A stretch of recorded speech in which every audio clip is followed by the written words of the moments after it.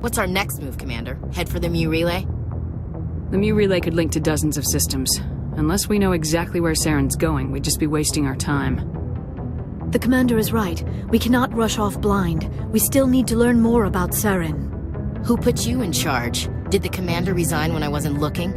We're all on the same team here, Williams. She's just trying to help. Sorry, Commander. Look, this is a tough mission. We're all on edge. Everyone go get some rest. Crew dismissed. Novaria report is away, Commander. You want me to patch you through to the Council? Patch him through, Joker. Setting up the link now, Commander. Is this report accurate, Commander? You found Rachni on Novaria? And then released the Queen. Do you have any idea what you've done? How many generations until they overrun the galaxy? This Queen is different. She understands why her kind had to be wiped out last time around. I hope you're right, Shepard.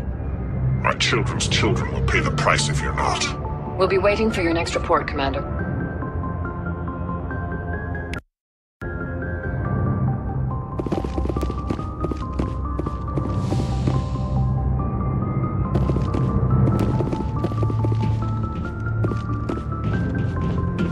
Yes, Commander? Carry on, Presley. Yes, ma'am.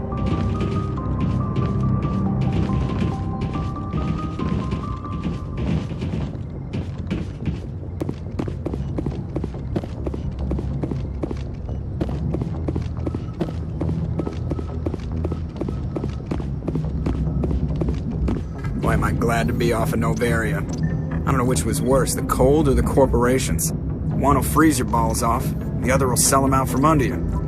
With all due respect, Commander. I have to go. All right, see you.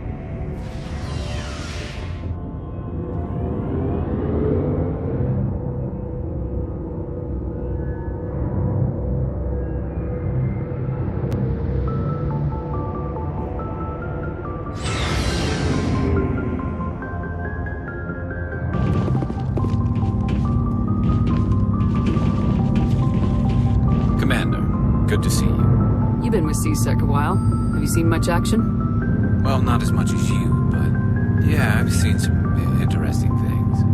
I bet you have. Anything in particular that stands out? I remember this Solarian geneticist I was sent to investigate. That case was a bit disturbing. What happened? Why were you investigating him? I was tasked with tracking black market trade on the Citadel. Most of it harmless, nothing I needed to pursue. But during the course of my investigation, I noticed an increase in the trade of body parts, organs mostly. We usually get a few of those, but not the numbers I was seeing. We weren't sure if there was a new black market lab or if some freak was harvesting organs from citizens. You've seen this before on the Citadel? Every so often, some lab sells unwanted parts through the black market, but they're not as bad as the cyclones. I remember this one L-Corps diplomat we caught in my first year on the job. He was hacking people up and selling their organs. Had the station in a bit of a panic. But this case wasn't that clear-cut. Turns out there was more going on than we first realized. So how did you figure out what was happening? First, we got a hold of a sample and ran DNA tests. The weird thing was, the match led us to a Turian who was still alive and was very convinced he'd never lost his liver. After a bit of digging, I discovered this Turian worked briefly for Dr. Salion, the geneticist. So I went to his lab hoping to find evidence of cloned organ development, but there was nothing. No Solarian hearts, no Turian livers, not one Krogan testicle. You're kidding, right? Why would anyone want Krogan testicles? Some Krogan believe that testicle transplants can increase their virility, counteract the effects of the genophage. It doesn't work, but that doesn't stop them from buying. They'll pay up to 10,000 credits each. That's 40,000 for a full set. Somebody's making a killing out there. What'd you do about the geneticist? I brought in some of his employees for interrogation to see if I could get them to talk. While I was interviewing one of them, I came across something suspicious. You mean threatening? Was that really necessary? Maybe, maybe not. Either way, it paid off. One of my detainees started bleeding profusely during the interview. We offered to patch him up, and he got frantic, freaked out. I ordered a full exam to find out what was going on. Our medics found incisions all over his body, some of them fresh. That was our big break. These people weren't just Dr. Salion's employees. They were test tubes. Walking, living test tubes. He was growing parts inside these people? Exactly. He cloned their organs right inside their own bodies. Then he harvested them and sold them off. Most of the victims were poor. He'd pay them each a small percentage of the sales, but only if the organs were good. Sometimes an organ wouldn't grow properly, so he'd just leave it in them. Most of them were a mess, but only on the inside, hidden so nobody could see it. I hope he got what he deserved. That's the worst part. We never caught him. Why not? What the hell happened? He ran, blew his lab, grabbed some of his employees, and headed for the nearest space dock. By the time I found out, his ship was already leaving. He threatened to kill his hostages if we tried to stop him. But you went after him anyway, right? I ordered Citadel Defense to shoot him down, but CSEC headquarters countermanded my order. They were worried about the hostages, worried about civilian casualties if the ship was destroyed so close to the Citadel. I told them those hostages were dead anyway. We just used them to make more organs. They wouldn't listen. It's not worth the risk. You pursue the vessel and disable it. That's the best choice. They sent the military after him, but he got away just the same. Yes, they did. I went to Palin and told him what I thought of him and his policies. He said if I didn't like it, I could quit. Well, I almost did. All they had to do was disable that ship, stop him from running. Maybe the hostages die, maybe they don't, but at least we stopped the bastard responsible for it all. If you don't care about the fate of those hostages, then you're no better than he is. You're just a terrorist with a badge. Yeah, maybe you're right. It doesn't make it any easier, but I see your point. Just wish I could have stopped him. That's all. Do you have any idea what happened to Dr. Salian? I sent out feelers from time to time, hoping to find something. I thought I'd found him a while back. He changed ships and changed his name to Dr. Hart, his idea of a joke, I guess. I told the military, but they weren't convinced it was him. I got the transponder frequency for his new ship, but I just can't get anyone to check it out. I'll check out the coordinates when I get a chance. I was hoping you'd say that, but Commander, take me with you when you go. If it's Salion, I want to be there when you find him.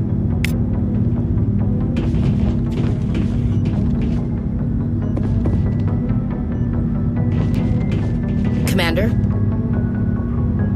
Do you have a few minutes to talk? One-on-one? Sure. I was just watching some mail from home. Oh, before I go, we saw Caden in a news vid about the Normandy. He's cute. Later, sis. Let's pretend this never happened. Are you interested in the Lieutenant Chief? No, ma'am. And anyway, Scuttlebutt says he's already sweeting someone. What's up? You didn't come by to eavesdrop on family mail. Your family seems to be important to you. Yeah, we've always been close. Me and my sisters especially. With Dad on duty so much, I had to help Mom raise them. Did your father serve with the fleet? Yeah, took any crap posting he could get that offered space time. You know what? He worked his ass off trying to get recognized, but he never made it above serviceman 3rd class. He was real proud when I made Chief. First thing he did was salute. What about your mother? You haven't mentioned her. You must know what military wives are like. Strong because they have to be, able to raise kids while Dad's away on a 6-month cruise. She has a degree in planetary geology. She and Dad both wanted to see new worlds. She gave up her career to raise us, though. You have more than one sister? Sounds like a big family. Yeah, I'm the oldest, then Abby, then Lynn. Sarah's the youngest. She's still in high school. With 4 girls, Dad used to say he felt more outnumbered at home than on maneuvers. Where did you grow up? All over. We transferred a half a dozen times before I finished grade school. You go where personnel command sends you, right? I guess that's why I'm so tight with my sisters. We'd have to leave all our friends every 2 or 3 years. After helping raise them, your sisters still talk to you? Amazing. They Things were tense between Sarah and me for a while. Then we bonded. Sounds like a story. Feel like sharing? Sarah got herself a boyfriend who wanted to go faster than she did, Mike. I didn't think he was a bad kid, just pushy. Lynn would send me these worried vid mails, and I'd tell her to relax. Where were you when this was going on? I was on active duty. Sarah's graduating high school this year. This was only a couple of years back. They were on Amaterasu. At the time, I was assigned to Chernobog. Same cluster, but a dozen Hellwire away. Close enough to talk regularly, too far to make it back in an emergency. I couldn't afford a fast packet flight. If he really liked her, he wouldn't be pushy. Yeah, of course. If he didn't ask at all, I'd wonder if he thought Sarah was ugly. Damned if you do, damned if you don't. Mike thought they'd go for a romantic walk in the woods, because he figured it was past time they did the deed. She levered Mike face first into a tree and left. Didn't have a scratch on her. Good thing Mom and Dad had us all learn some kind of self-defense. I took emergency leave and walked Sarah to school for a few days. Why didn't you tell the police? She said it wouldn't solve the real problem, and she and Mike would both become household names. It was a small colony. I said it was her call to make, that we should let her do it her way. Mom was pretty pissed about that. You said all of your sisters learned self-defense? Lynn did pistol practice, but didn't like it. She's kind of nervous. Sarah took Aikido. Abby decided to learn the sword. She always was a little weird. Likes big skirts and tops you have to tie her into. They do great things to her figure, though. So, what did you learn? One of Dad's friends taught me Marine hand to hand. You traveled all the way home to walk your sister to school. It was only a dozen light years, like a day's cruise. It's not like I was going to Earth or something. My last day out, Mike was waiting for us. Sarah had told her friends, so everyone at school knew what he did. He wasn't happy. I wanted to snap him in half, but Sarah gave me this look, this let me handle it, I need to do this alone look. She kept her cool, God bless her, as he screamed in her face. She just let him vent. Then he tried to punch her. I swear, she just flowed around him. Next thing I knew, he's face down on the sidewalk, and there's blood everywhere. That's unbelievable. Sarah must be as good as you. Better. I'm more or less a straight-up puncher. When he swung, she wasn't there anymore, and he fell. She helped him stop the bleeding and had me call an ambulance. She told the paramedics he fell. Before they took him to the hospital, Mike touched Sarah's arm. I thought he was going to end up on the ground again. But he hung his head, whispered, "I'm sorry," and started crying. She hugged him. The Williams women are a decisive bunch, Commander. We do things when we're ready. Not before, not after. Your sister's something else. But you didn't mention your father at all. Was he on deployment? Dad always wanted to serve in space, but he wanted us to have real ground under our feet. He'd say, space is beautiful, but you can't raise a family there. I cannot rest from travel. I will drink life to the lees. All times I've enjoyed greatly, have suffered greatly, both with those that loved me and alone. For always roaming with a hungry heart, much have I seen and known, cities of men and manners, climates, councils, governments. I never thought I'd hear you reciting poetry. Just because I can drill you between the eyes at 100 meters doesn't mean I can't like sensitive stuff. Just don't spread it around. Ulysses was my dad's favorite poem. Every time he shipped out, he recorded me reading it. He had a dozen versions when he retired. Does he still like it? I sure hope so. I read it to his grave every time I go home. Dad passed on a few years back. He's probably still watching, though. You mean from wherever we go after death? Dead on, Skipper. He's with God now. That's not a problem with you, is it? That I believe in God? Everyone has the right to believe what they want. It says so in the Alliance Charter. Only with fancier words. I'm glad you're open-minded about it. I've met a few people who are really weirded out by my faith. Because I work in space, I can't believe in a higher power? Jeez. Hello, have you people looked out the window? How can you look at this galaxy and not believe in something? I should get back to my duties. Didn't mean to take up so much of your time. Dismissed, Chief. Ma'am? What do you want, Shepard? Why did you become a mercenary? Lots of reasons. Such as? Such as, I needed to get out of our system. I needed to eat. I needed to survive. Why not stay and help your people? I tried to help. That's why I had to leave. What happened? I was betrayed. I was head of a small tribe. We were trying to restore order after the war, but the other tribes were against us. They followed Jared, one of the few warlords who survived the war with the Turians. But he was old, and so were his ideas. He wanted to continue the war. He wanted us to fight Turians, Solarians, each other. It didn't matter who, as long as we were fighting. What did you want? I just wanted Jared to shut up, to stop his ranting. I wanted him to stop leading the tribes astray. But he couldn't understand how much things had changed. We didn't have the numbers to go to war. Even if we did, the genophage made sure we couldn't replenish our numbers fast enough. I told them all to forget about war. We needed to focus on breeding, at least for one generation. And for a while, we were getting through. Some of the tribes started coming around. I take it the warlord didn't appreciate that. No, he didn't. He arranged a crush with the tribes, a meeting on neutral ground.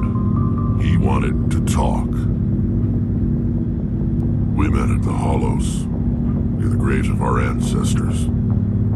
The skulls of our dead laid bare to remind us where we come from and where we all go. It's as sacred as any Krogan place can be. Violence is forbidden. Sounds like a trap to me. You must have suspected as much. I did. But when your father invites you to a crush, well, there are some laws that even we hold sacred. Jared was your father? He was. Until that day. We talked, but we didn't get anywhere. When it was clear that I wouldn't join him, he gave the signal. His men leapt from the graves of our ancestors like Krogan undead. The few that were loyal to me died quickly. I escaped with my life, but not before I sank my dagger deep into my father's chest. That is why I left, and that's why I'll never go back. So long, Rex. Shepard.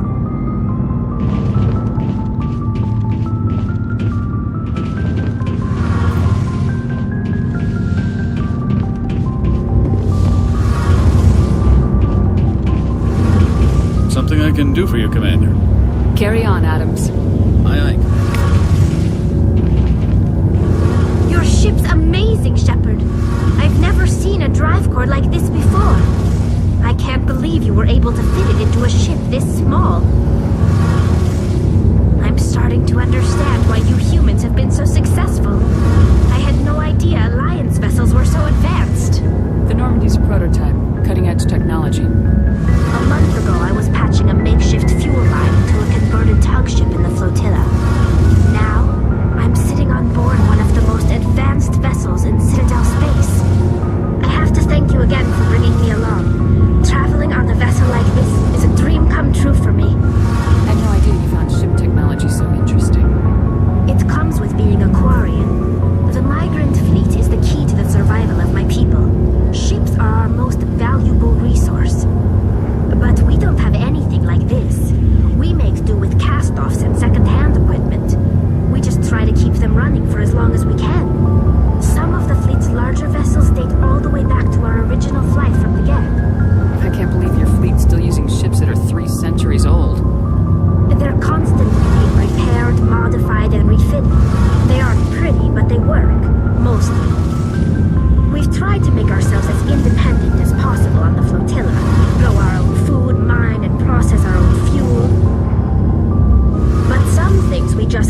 make on our own.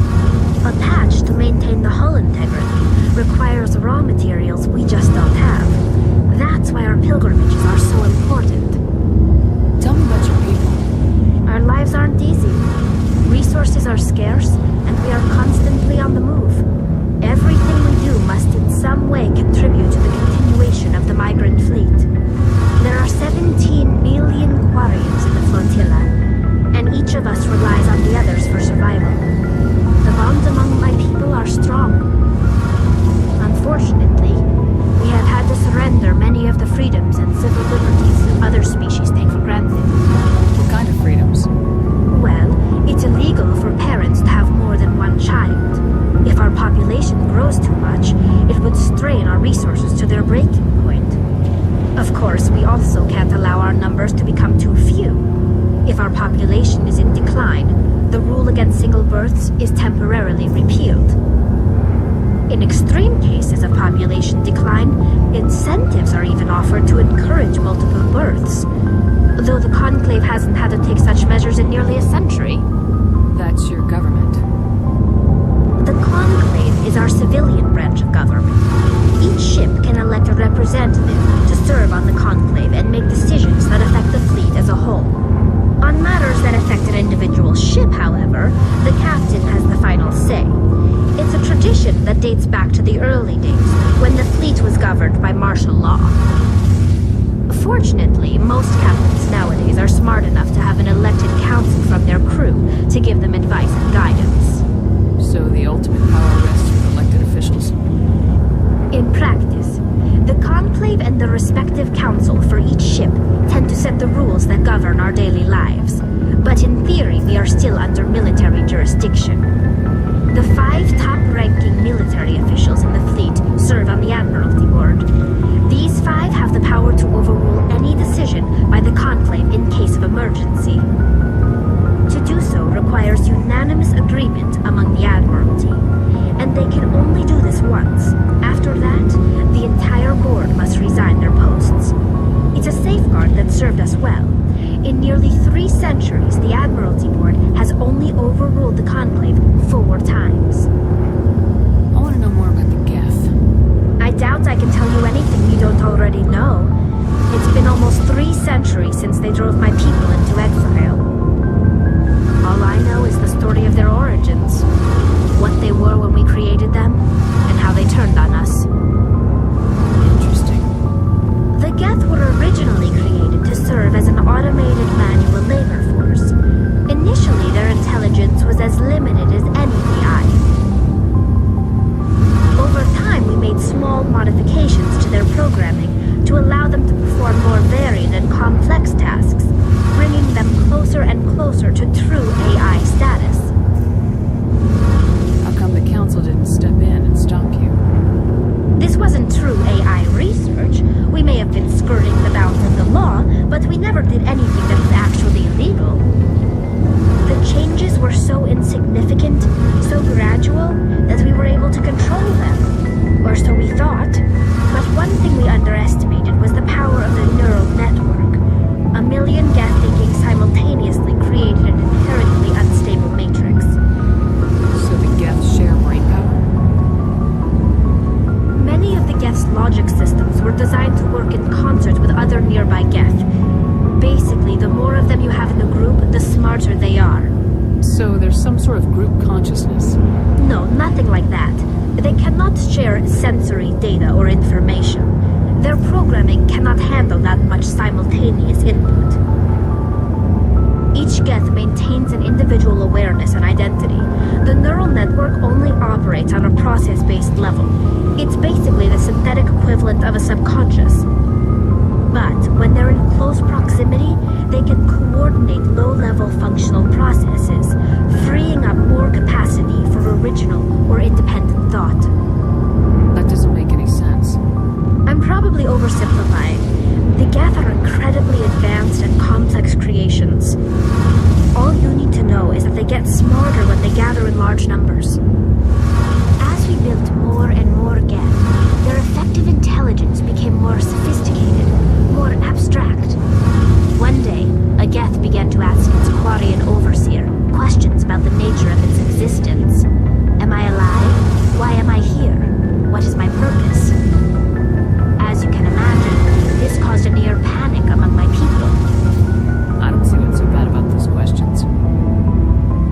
Geth were created to engage in mundane, repetitive, or dangerous manual labor. That's fine for machines, but it won't satisfy a sentient being for long. The Geth were showing signs of rudimentary self-awareness and independent thought. If the Geth were intelligent, then we were essentially using them as slaves. It was inevitable the newly sentient Geth would rebel against their situation. We knew they would rise up against us, so we acted first. A general order went out across all Quarian-controlled systems to permanently deactivate all Geth. The Geth responded to this order violently. You can't blame them for fighting for their survival. We had no other choice. The Geth were already on the verge of revolution. By acting quickly, we had a chance to end the war before it began. The hope was that most of the Geth would still be little more than machines, incapable of organized resistance. But they had progressed much further than anyone anticipated. The war was long and bloody. Millions upon millions of Quarians died at their hands. In the end, we were forced to flee our own homeworld. We feared the Geth would pursue us, but they never came beyond the Veil. Now we drift through space, exile, searching for a way to reclaim what was once ours. It's hard to feel sorry for you. Your ancestors tried to wipe out another species. We made a mistake when we created the Geth in the first place, but we did not make a mistake when we went to war against them. If we had not acted, they would have wiped us out. They're a synthetic life form. They have no use for organics. None. Why do you think they cut themselves off from the rest of the galaxy? Why do you think they've killed every organic being who's ever tried to contact them? They didn't kill Saren. What does that tell you? The Geth are not innocent victims in all this. They're the enemy. They want to destroy us. Not just the Quarians. All organic life. That's why they've joined up with Saren. And that's why we have to stop him. I want to know more about the pilgrimage. When my people reach maturity, we leave our birth ships and seek acceptance with a new crew. It's necessary to maintain genetic diversity among the fleet. But no ship wants to accept someone who will be a burden on them. So, to prove our worth, we embark on a pilgrimage. We set out alone, leaving the flotilla and our families behind us. We only return once we have found something of value we can bring back to the fleet. This is presented as a gift to the captain of the respective ship we wish to join. If the gift is accepted, we are welcomed into the crew. Can a captain choose to reject the gift? And that doesn't happen often. Most captains are eager to increase the size of their crew. It increases their own standing in our society. Even when the gift is not particularly valuable, the captain usually accepts it out of a sense of tradition. However, there is a stigma to presenting a substandard gift. It's not the best way to make a good impression on a new community. Most pilgrims don't return until they find something worthwhile. I can't believe they just sent you off alone. It's not like they just cast us out. Before we leave, we are given lessons in how to survive outside the flotilla, and given gifts to help us on our journey. We also receive implants to fight off sickness and disease. Generations of living in an isolated and highly controlled environment have left our immune systems weaker than most. By the time we leave the fleet, we are well equipped for the pilgrimage. This is a rite of passage for all Quarians. If it were dangerous, our numbers would suffer. Virtually every pilgrimage ends with a triumphant return and the ritual presentation of the gift to one of the fleet's captains. I want to talk about something else. Like what? I should go. See you later.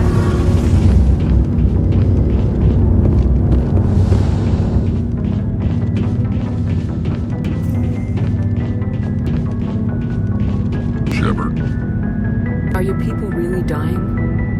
we're sure not getting any stronger. We're too spread out. None of us are interested in staying in our own system.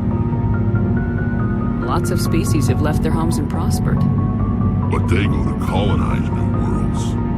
We're not settlers. We're warriors. We want to fight. So we leave.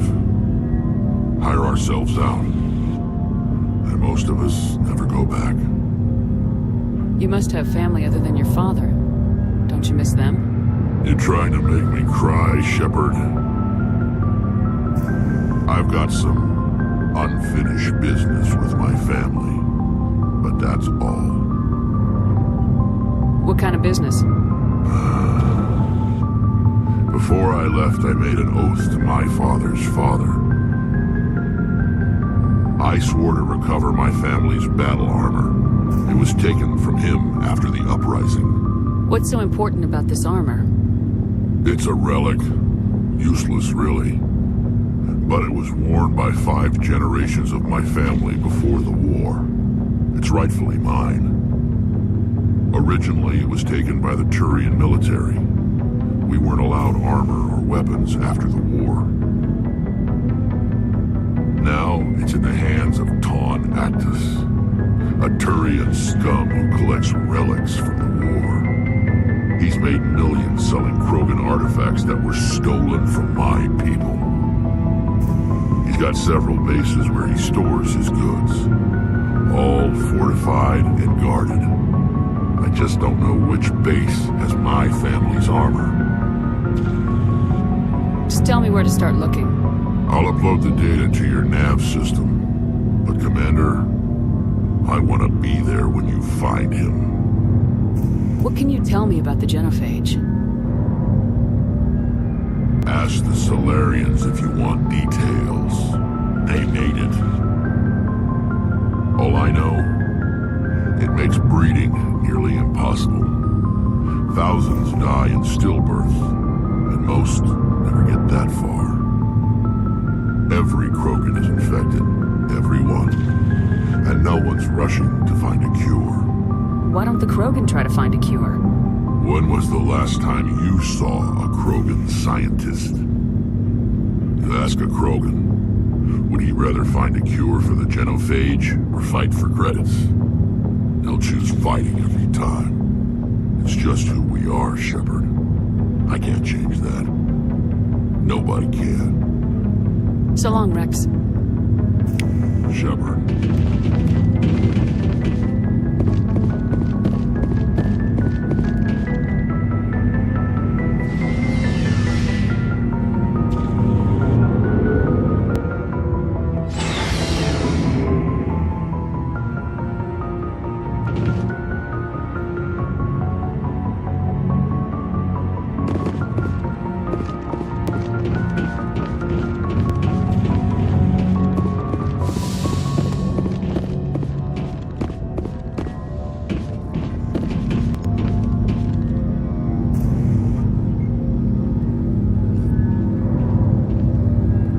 Some time to talk now, Commander.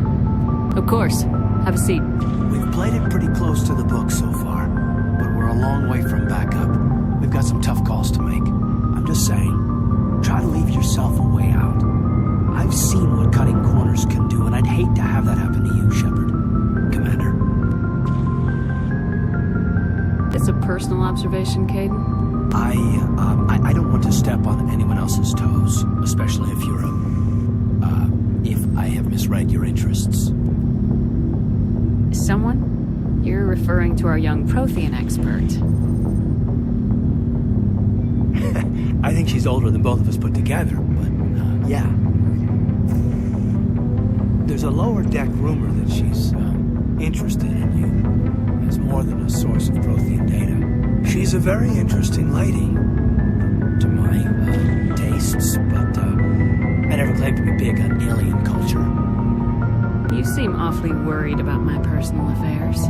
It's just that we don't have much downtime these days. I like being around you, but I don't want to take up your personal time.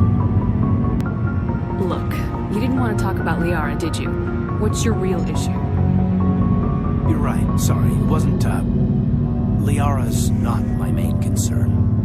I'm not questioning any decision you've made, Shepard. Let me be clear about that. It's just my experience that once someone lets something slide, it tends to pick up speed. You get my meaning? You're talking about a particular example, aren't you? You know the records about the biotic training out on Jump Zero? They're all classified because the Alliance made mistakes. After first contact, Kinetics was set up to track Element Zero exposures and develop implants for humans. Once we had an embassy on the Citadel, Kinetics could bring in experts instead of taking it slow. Is there some reason we couldn't learn it on our own? They didn't know where to start. Hell, it took a couple of years to even link biotics and Ezo. Forget trying to get the kids to move stuff. They had trouble just helping them not break their own limbs. And their choice of teachers didn't help much. The only experts would have to be aliens. Dead on. Turians, actually. That's why Kinetics kept it a secret. They were afraid of what people back home would think, asking the Turians for help when we just fought a war with them. The Asari would have been more acceptable than the Turians. Yes, but the company didn't go through the Citadel. It would have made Earth look weak, so they discreetly hired some Turian mercenaries. I'm sure Kinetics did what they thought was best. It wasn't best for us. They brought in an ex-military Turian named Commander Vernus. To introduce himself, he liked to say, "I was at the helm of the dreadnought that killed your father." Well, I told him my dad wasn't in the war. He'd retired to Vancouver. My family had an inland home that matured to New Beachfront. Vernus had it in for me after that.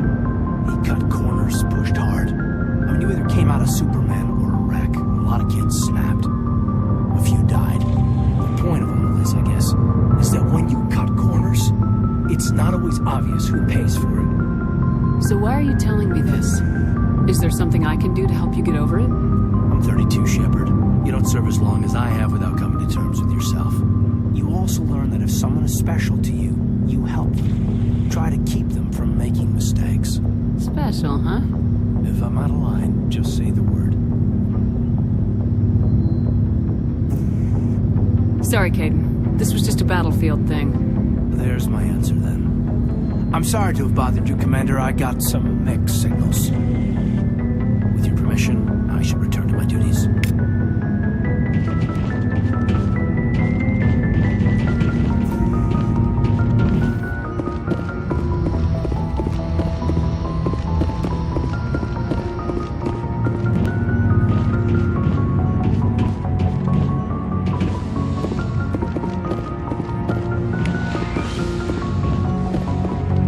Yes, Commander? Is there something you need? I should go. Goodbye, Commander.